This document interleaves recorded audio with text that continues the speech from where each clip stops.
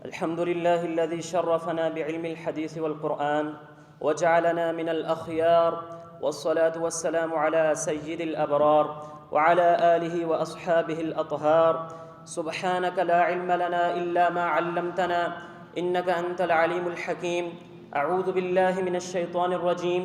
With كثير من أهل الكتاب لو يردونكم من بعد إيمانكم كفارا حسدا من عند أنفسهم. میرے مشفق اساتذہ کرام اور حاضرین مجلس، اس امت وسط کا جو اللہ رب العزت نے نصیب مقرر فرمایا ہے وہ اس کے مخالفین کے لیے نہایت تکلیف کا باعث ہے.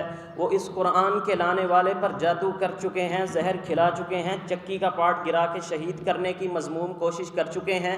مسلمانوں کی فکر کو متزلزل کرنے کے لیے آمنوا بالذی انزل علی الذین آمنوا وجہ النہار واکفروا آخرہ لعلہم یرجعون کا حربہ آزما چکے ہیں. اور اذ قالوا ما انزل اللہ علی بشر من شیء، کہ اللہ نے تو آج تک کبھی کسی بشر پر کوئی چیز نازل ہی نہیں کی، یہ کہہ کر بھی اپنے خبث باطن کا اظہار کر چکے ہیں. خلافت راشدہ کے خلاف بغاوت پیدا کرنے سے لے کر وضع احادیث تک اور انکار احادیث سے لے کر انکار صفات الہی تک بلا واسطہ یا بالواسطہ انہی کی کارستانیاں ہیں. میرے موضوع کی کہانی دوسری صدی ہجری سے شروع ہوتی ہے کہ جب کفر و الحاد پر مبنی یونانی لٹریچر اور فلسفہ کو عربی زبان میں تراجم کر کے عام مسلمانوں میں پھیلا دیا گیا. فلسفہ و منطق کی کسوٹی پر قرآن و حدیث کو پرکھا گیا اور نتیجتاً کئی احادیث رد کر دی گئیں. اور قرآن کی مسلمہ حیثیت کے پیش نظر رد تو نہ کیا جا سکا، لیکن آیات کی منمانی تفسیر کی داغ بیل پڑی. اصول یہ طے پایا کہ قرآن و حدیث کی کوئی بھی بات ہوگی اسے عقل پر پرکھیں گے، اگر عقل مانے گی تو مان لیں گے. جبکہ میری بات یہ ذہن میں بٹھا لیجئے کہ وحی کے علاوہ جو بھی سوچ ہوتی ہے وہ فاسد ہوتی ہے. وحی کہتی ہے اسجدوا لآدم، عقل کہتی ہے انا خیر منہ. معلوم ہوا کہ جو بھی شخص وحی کے سامنے اپنی عقل کا گھوڑا دوڑائے گا وہ شیطان کا ساتھی تو ہو سکتا ہے لیکن کبھی بھی ہدایت والا نہیں ہو سکتا. اقبال نے کہا تھا گزر جا عقل سے آگے کہ یہ نور چراغ راہ تو ہے منزل نہیں ہے. میرا رب نے فرمایا بل کذبوا بما لم يحيطوا بعلمه ولما ياتهم تاويله. حضرات یہ اعتزال کا فتنہ ایک صدی بعد اپنی موت آپ مر گیا. اس کے بعد کیونکہ محکوم قوم کے نظریات حاکم قوم میں رائج نہیں ہوا کرتے، لیکن 18ویں صدی میں جب غیر مسلم مسلمانوں پر سیاسی، عسکری اور معاشی غلبہ پا چکا تو اس نے موقع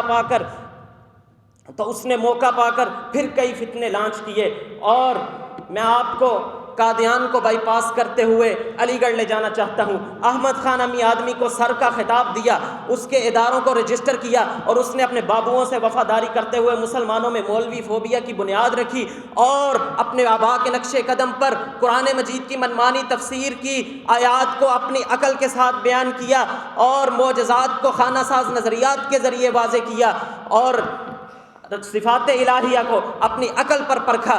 اس کے بعد اس کے روحانی بچے احمد پرویز اور عبداللہ چکڑالوی اور دیگر یہ اس سے بھی 2 قدم آگے گزرے اور انہوں نے احادیث کا علل اعلان انکار کر دیا اور تفسیر بالرائے کے اندر اپنا گناہ جاریہ میں ایک بڑا اضافہ کیا اور نتیجتاً گمراہی کے ایسے کھڈے میں گرے.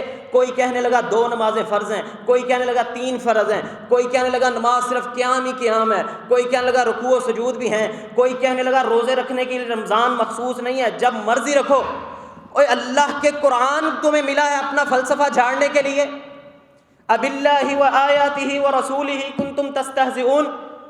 اقبال نے کہا تھا خود نہیں بدلتے قرآن کو بدل دیتے ہیں، ہوئے کس درجہ فقیہان حرم بے توفیق. حضرات آج کا حاضر سروس فتنہ جاوید احمد غامدی، اس نے دیکھا کہ احمد پرویز کو کافر قرار دینے کے فتوے پر پاکستان کے سینکڑوں علماء کے دستخط ہیں تو اس نے اسی نظریے کو ایک بڑی ڈپلومیٹک سی سوچ دی. جناب میں منکر حدیث نہیں ہوں، نمازیں 5 ہیں لیکن یہ پتہ حدیث سے نہیں لگتا، تواتر سے لگتا ہے. اور تواتر کے کچھ لگتے سیدھی طرح کہہ تو منکر حدیث ہے. منکر حدیث نہیں ہوں لیکن معراج خواب میں ہوا. منکر حدیث نہیں ہوں لیکن نزول عیسیٰ، خروج مہدی اور فتنہ دجال سب افسانوی کہانیاں ہیں. اور تو سابقہ ادیان کی طرح اس دین کی حقیقی شکل کو مسخ کرنے کی ناکام کوشش کے اندر سہولت کار ہے. یہاں کہ رسول اللہ کی بات سیخرج فی امتی اقوام تتجاری بہم تلک الاہواء کما یتجاری الکلب بصاحبہ کا مصداق ہے.